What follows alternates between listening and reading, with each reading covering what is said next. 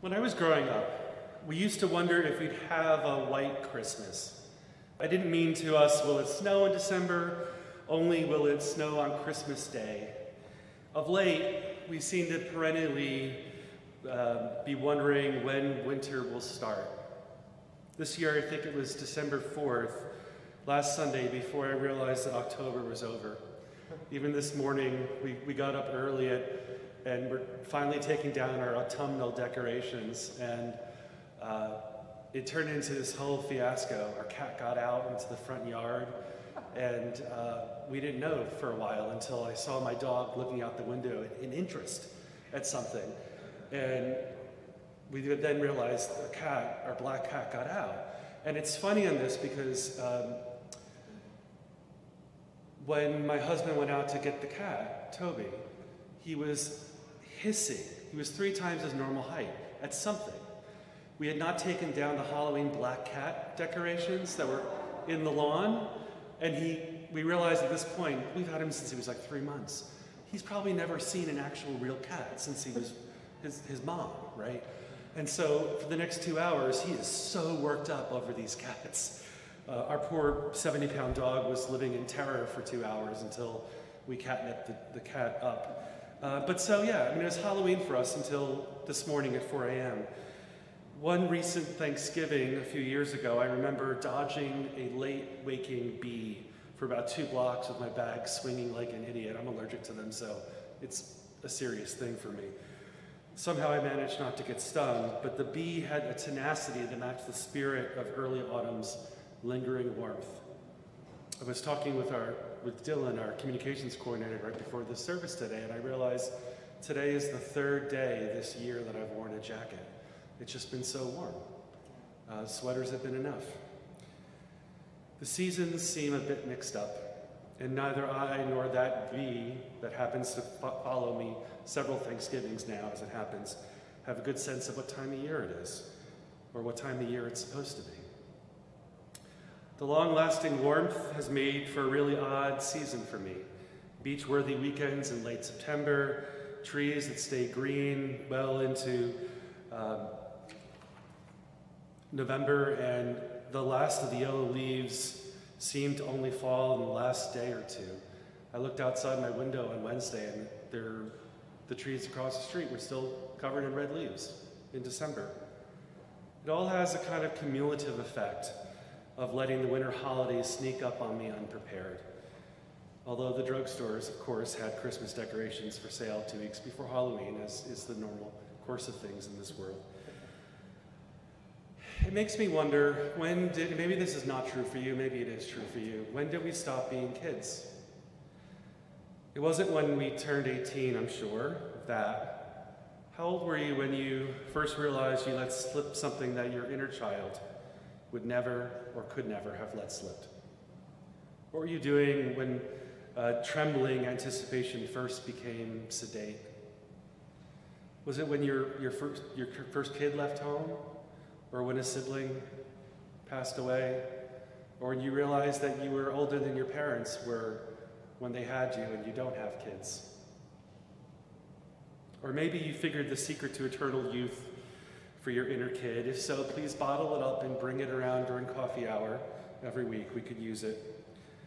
Are we okay with the change in timber in our quaking souls these times of year? Or do we try not to look at it aside from the corners of our vision? To a certain degree, we grow older and we need to mature. Life's experiences grant us insight, if we're lucky, wisdom into the borders of things. Borders like the dual edge of anticipation and obsession.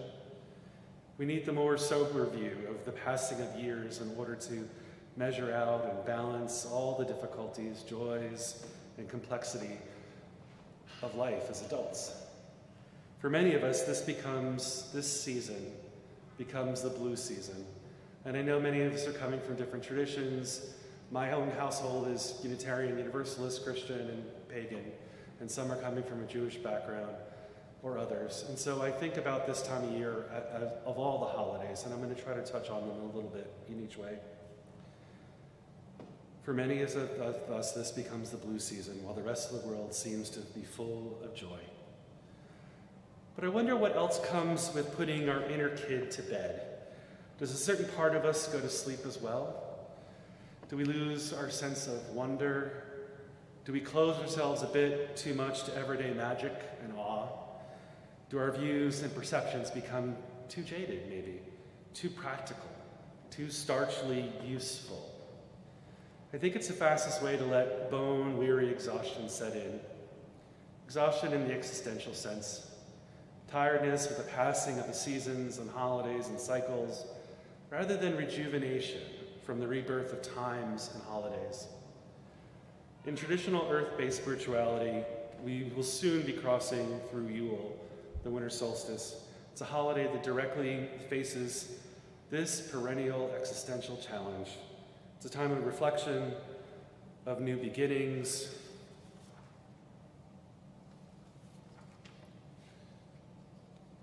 My printer played some jokes on me this morning, and Brother Zachary as well, so excuse me as I go. Matching the symbolic birth of the sun as our daylight hours only become longer and longer with each passing day following Yule. It's a holiday that asks us to consider what we hope to rebirth in our lives. It asks us to rebirth our spirit in the face of the cold, long night. I'd like to share with you a poem a friend of mine has written for Yule. I find it speaks really well to the challenges this season poses for many in the face of all the merry and cheer. It's entitled The Bare Bones of Winter, and it's written by Elizabeth Lodwick. She's a poet, but she's also a professional artist as well. Out in the darkest night, the longest dark, appear the whitest stars against a black sky, joining the moon in seasonal ritual of shadow casting on the untouched snow. Magically they manifest, silhouettes of skeletons that shiver with the wind's chill. To the maple I want to offer my warm coat, and to the sycamore, the linden, the oak. Come, follow me, my door opens to the bare bones of winter, but unforeseen enters the evergreen, clothed in angelic light. Greeting, reverence with a promise of rebirth. Those trees I was talking about that were holding on to their leaves this year tenaciously, and it seems to be every year for the last 5 or 6 years, are now just bare bones outside my home windows and along our walks. If we could but give them our coats to keep warm against the chill. Which among us this year relate more to the bare trees than the charitable jolly old traveler with arms full of generosity? Have we held on long enough to our last vestiges of yellow and orange, or is the silhouette an all too familiar feeling come December? The poem gives me a new sense of the evergreen, of the Christmas tree for sure. To be fair, it's less new than a better pointing back to a very ancient meaning. It reminds us there's another spirit we can clothe ourselves with. There's a way to feel full beneath the wheeling of the seasons, a lit path to rediscover awe and reverence. It shines hidden beneath the packages, the obligations, the commercials, the packed Home Depots and Targets, and Barnes & Nobles on Christmas Eve. We make a practice of bedecking the greens and the halls. We see them around us here. This church just bedecked these halls with festive and color and light to make certain we remember to find a place for that wonder in our everyday spaces. To craft rooms where we can once more fa la la, lest we forever ho hum. We do this in community because every year some of us will be able to sing that fa la la, while some others would only be able to mutter softly that ho hum. And it changes from year to year for each of us, maybe. It's an increasing challenge for me each year.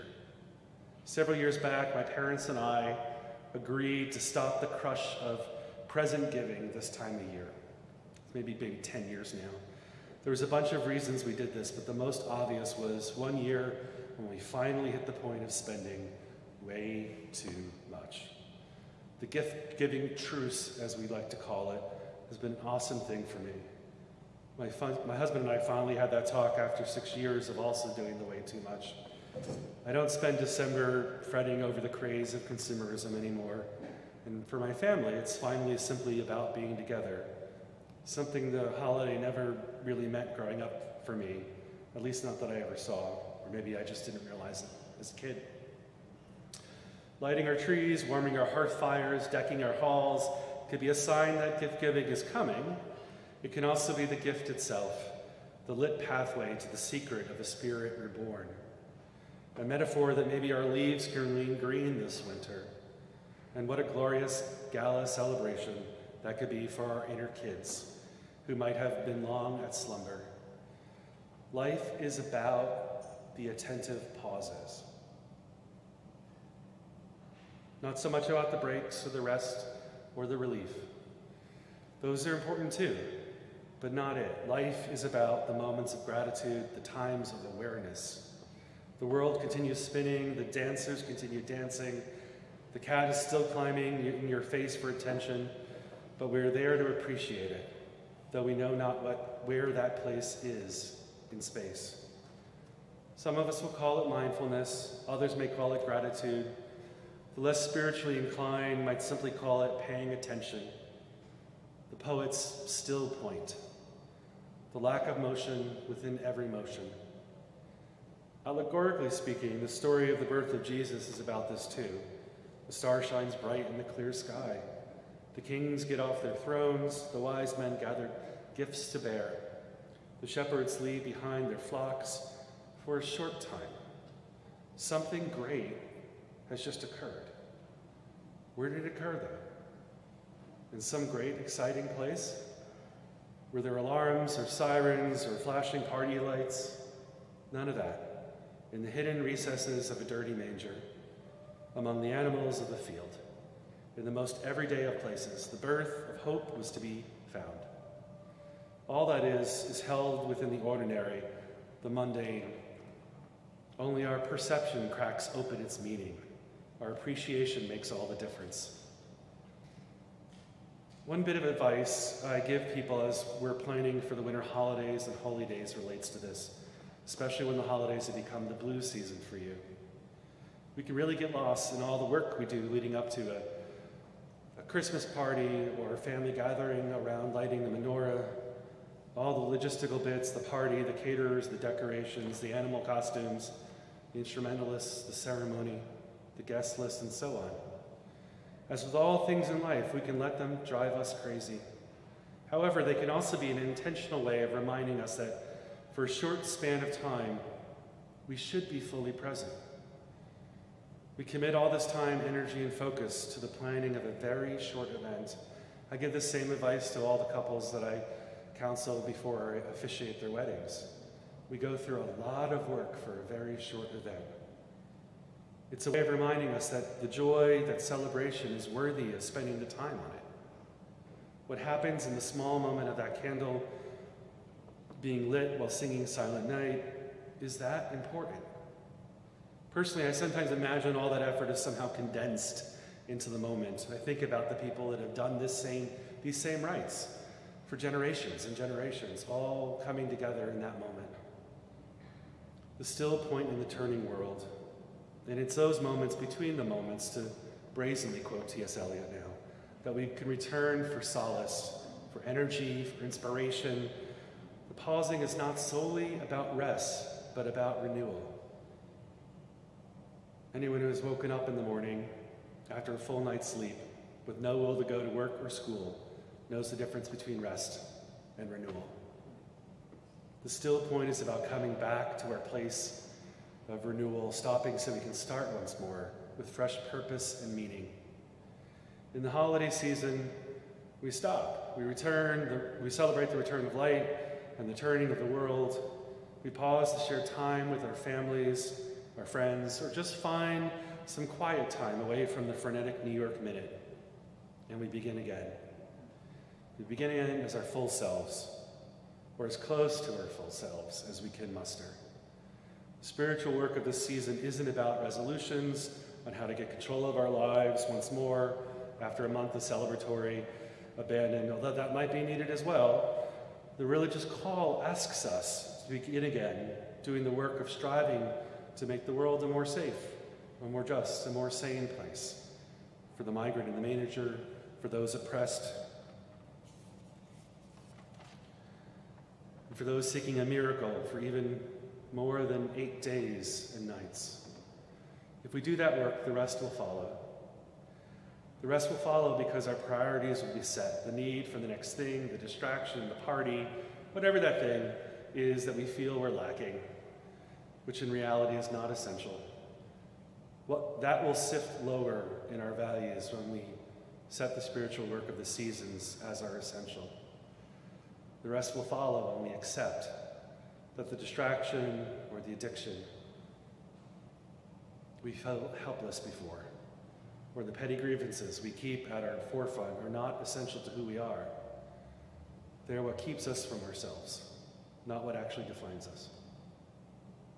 Mystically speaking, the moment in the manger, the moment we realize there's enough lamp oil to illuminate all we ever could dream of, that the days will get longer, that the world will continue to spin. The moment we pause to appreciate the holy in our lives, the moment we pause to recognize the powerless and the meek for their own worth, the moment we stop in awareness of the breath of life, that moment informs all the rest. The moment of stillness gives the dance meaning and makes it possible. Life is not a series of disconnected moments strung together with only the meaning we lend it. Life is encountered in the flow between stillness and movement, the renewals of the spirit rather than the resting of the body. Our hymn that we're going to sing in a moment following this homily is a classic Christian reinterpretation of the Yuletime spiritual message, In the Bleak Midwinter. It actually happened to be written by a Unitarian minister. The earth is as hard as iron and water is like stone. Even though the version we'll sing was recrafted probably in the 1990s, the lyrics still evoke a sense of barrenness. The bleak world outside reflects the inner world of our spirit, where in the Christian tradition, the Savior is born as but a homeless stranger, bringing the hope of the world in the most everyday of places. The setting of wood slats and strewn hay. I invite us all to take a moment in our minds to deck those bare walls with garlands gay and singing. Can we take that message and that image with us into the new year to come? Can we bespeckle the corners of every dry spirit we come into contact with, especially if it's our own? Can we let our neighbor help us? Can we offer ourselves that wondrous gift before the trembling bare bones of winter?